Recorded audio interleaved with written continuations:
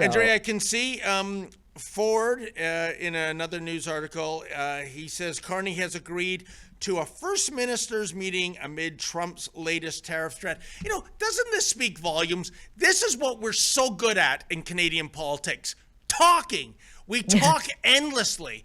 How about some action? But I guess if there's a shindig that Premier Ford is invited to, as long as the caterer remembers to bring the cherry cheesecake, well, he's down with that, I guess. well, out in BC, our prime minister, no, not prime minister, our premier, David Eby, had quite the response to Trump's open letter that came out. If we can put that on the screen, he says, "This letter is flailing and factually incorrect. Other F words come to mind." Someone in the comments said, "What is it, David Eby? Fentanyl?" Yeah. He was, you know. Just one more reminder of why Canadians need to come together to grow our economy and to stand strong. British Columbians are leading the way on that work. Oh, are we? You're still Really? blocking pipelines. And again, Trump keeps mentioning the flow of fentanyl. And in the initial executive order, when the tariffs first got threatened, who was named out of the provinces? Oh, go figure. It's British Columbia, David Eby's British Columbia, where Vancouver is deemed the fentanyl capital of the world, where now we're literally busting super labs, plural. So, like you said, it's being made out here and we're busting them now. So here he is sitting on his high horse, not even being professional. I like what lawyer Eva Chipiuk has said. We've interviewed her a few times on the Fight for Freedom. She's like, is it possible for adults to be in charge in Canada? Like, can we just be a real country or what? Well, Oh my gosh. no, but Andrea, I think you're making my point about how we just love to. I'm talking about the political class. Sit around and talk when Premier Eby says Canadians have to come together and do what? I'm looking for tangible solutions, and your province, they're not pro pipeline. The first step would be coming pro pipeline, would be coming pro LNG, don't you think? Absolutely. And just to, because I love talking about our premier, David Eby, so much, can we throw just a little clip of Langley, or I think it's Abbotsford Langley MLA Harman Bangu, sort of in response to how David Eby has been behaving lately. And can we play that? We have that clip because it kind of, I think, goes nicely with this. With Eby, again, on his high horse, when he really is one of the most radical premiers we have in the country, if not the. What do you think of the premier's comments whenever he talks about conservatives of calling you far right or your party far right? Is there any truth to that claim? Because that's their typical thing they come out with when they attack the conservatives, that you're far right and that you're extremists and that you're Trumpian and different things like that. How do you respond to that? This is one thing that I hear all the time. But the one thing that David Eby doesn't seem to figure is, what do other people maybe think of him? He is the most extreme premier in British Columbian history. This is a guy that wrote a book to circumvent our justice system and aid and help criminals get off the criminal justice system. You're telling me he has any audacity to call anyone extreme? A guy that pushed drugs on people, made it more accessible for people to keep on with their addictions? You're telling me this guy has any ilk to be calling anyone else extreme? He needs to look himself in the mirror first. So well said. Like David Eby is out of control. We were the only jurisdiction, or the first jurisdiction in the entire world to roll out our safer supply, which has led to more overdoses. Like it's just a joke that these people are going elbows up, and we have citizens doing that with them when, in a big way, they are the problem. Oh, 100%. And, two things, Drea. First of all, can somebody out there please define far right to me? It seems that if you're right of center of Joseph Stalin or Mao Zedong, you are far right. Secondly, I noticed the graphic under the interviewees, and it said Conservatives call on EB to rescind BC ferry decision. Now, from what I remember, Drea, and please let me know if it's changed, this is the province, instead of buying ferries from the United States, sort of to do a snub, they're buying ferries from China. Now, I'm just wondering what the rationale is there. I mean, if there's any true existential threat to the world right now, it is China. They see themselves as the straw that's stirring the drink. They're ramping up very bigly in a military fashion. I'm just wondering, how is it in Canada's best interest to enrich the People's Republic of China when there are other manufacturers of ferries here in the world? Exactly. We're seeing the truth of what's actually happening. I have a campaign, and I would encourage you, if you haven't already, to sign the petition at noccpdeals.com. I'm hoping to get at least 10,000 and then take it to our provincial transport minister. But you're absolutely right. 4 massive ships, ferry ships, are going to be contracted out to communist China. It is a huge national security threat. But again, let's talk about the economy. I thought we were being economy first. Here we have actual tariffs on our steel, and you're going to outsource this billion-dollar deal out to, as actually MLA Harman Bangu says, Timu steel. So how long is it even going to last? It's very concerning. And you asked basically, how did this all happen?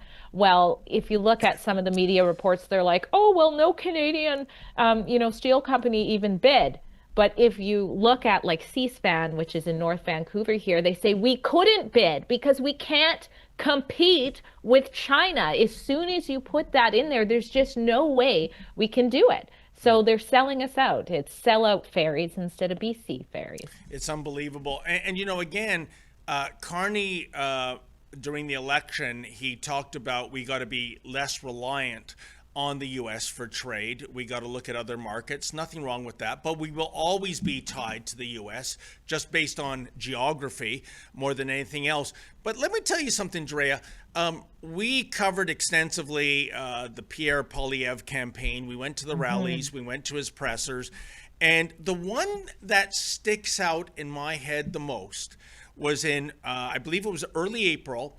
It was in St. John, New Brunswick. I flew out there with Lincoln Jay. He had a huge rally in Fredericton the following, in the evening of that day.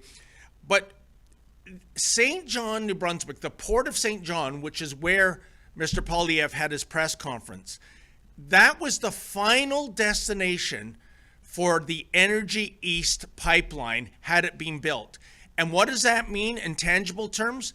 That means in this port, 1.2 million barrels of oil per day would be coming in.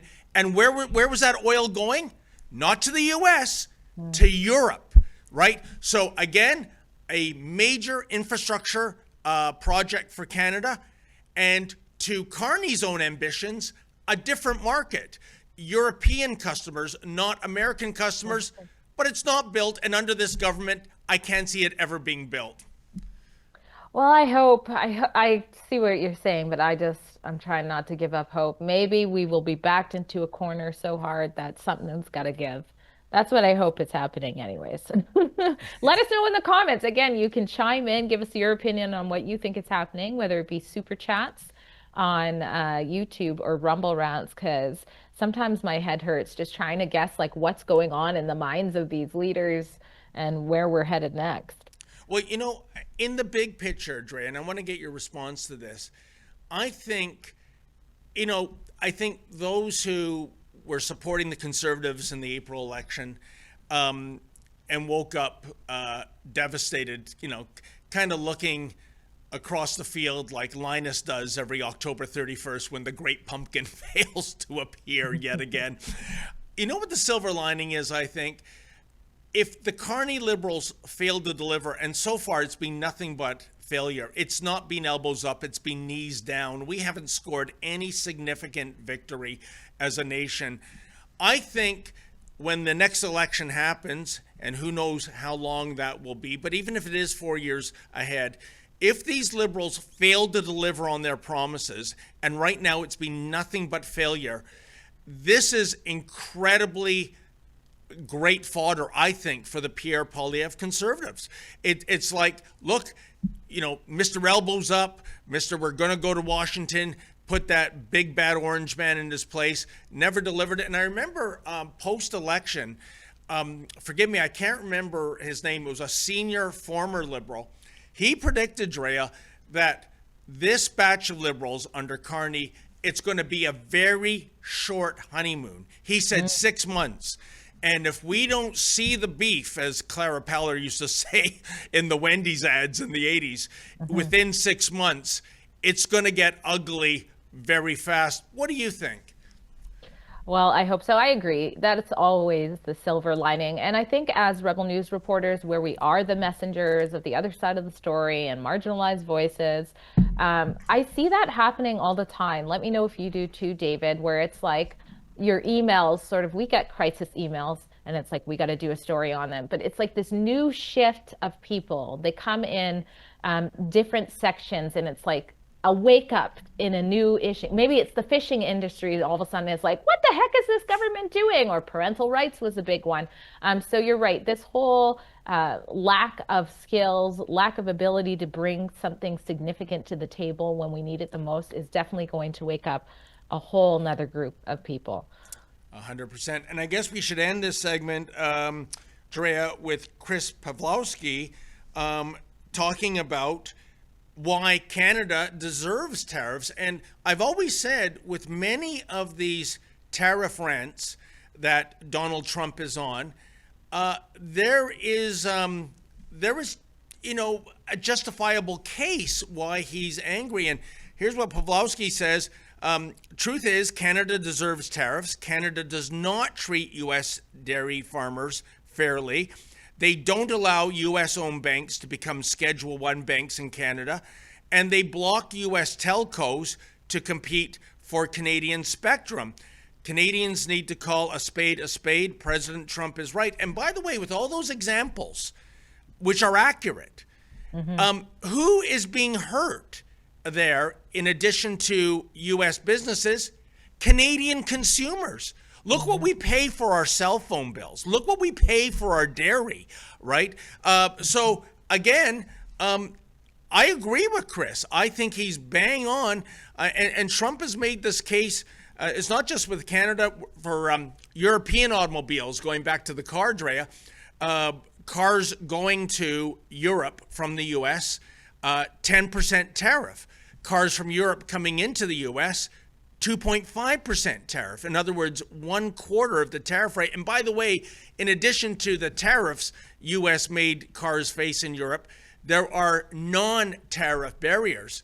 So if you do believe in free trade, well, let's really make it free trade.